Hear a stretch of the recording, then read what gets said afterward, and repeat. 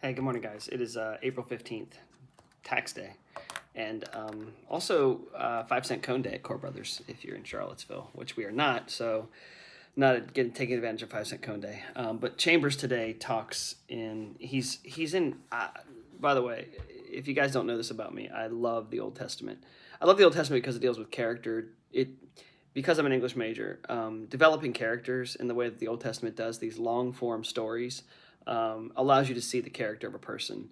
Unfortunately, it also allows, because the New Testament is more of a snapshot. It's a very small period of time, basically a few years, and then the years that Paul writes his epistles to the church after the ministry, death, and resurrection and ascension of Jesus. Anyway, so the Old Testament is so important because it's this long form picture, this real longitudinal picture of. It's almost like a panorama. If you've ever been in a landscape, it's a panorama.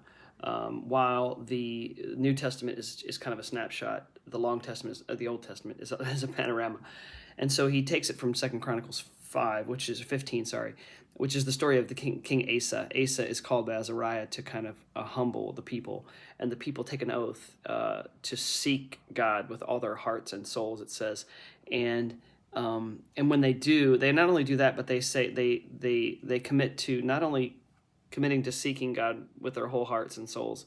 They say that anybody who is not committed to it will be put to death. So they take it very seriously.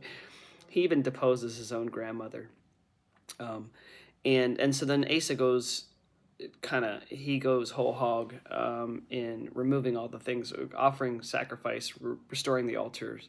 But the one thing that happens time and again in the Old Testament with these righteous kings is that while they may not visit the high places, they don't tear them down. Every once in a great while, you actually have a king that tears down the high places, but it's very, very infrequent. The high places were these getaways, these kind of super spiritual getaways for pagan worship, and so.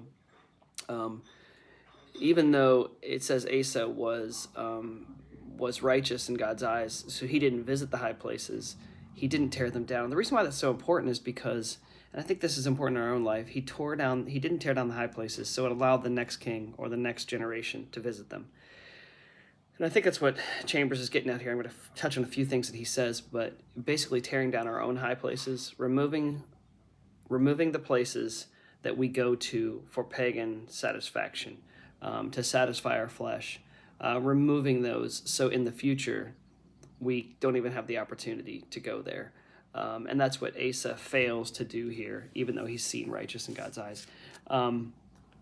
Nothing is a light matter with the child of God is what Chambers says here. This idea of, we visited the USS Missouri yesterday here on Honolulu at Pearl Harbor, and that was the site at which in the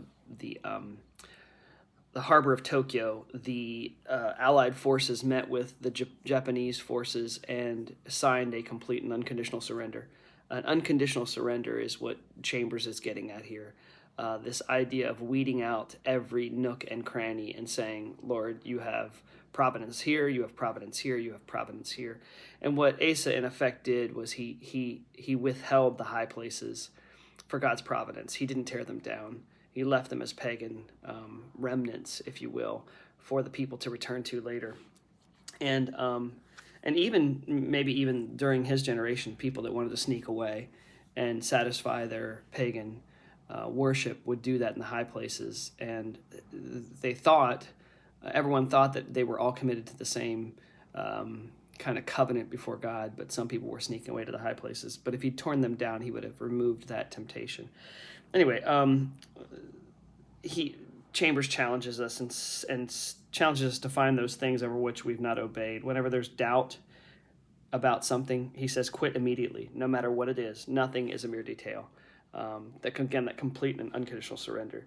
You cannot have, this is a really interesting point, and I have to admit that I'm guilty of this, is you cannot have a moral holiday and remain moral, nor can you have a spiritual holiday and remain spiritual. God wants you to be entirely his. This idea that we can have this nook or cranny, if you will, some high place in our heart that we do not allow God access, is something that I think Asa shows us, that even though at the time our motives are righteous and our actions are righteous, but our whole heart is not His. All of Israel was not God's because the high places had not been torn down.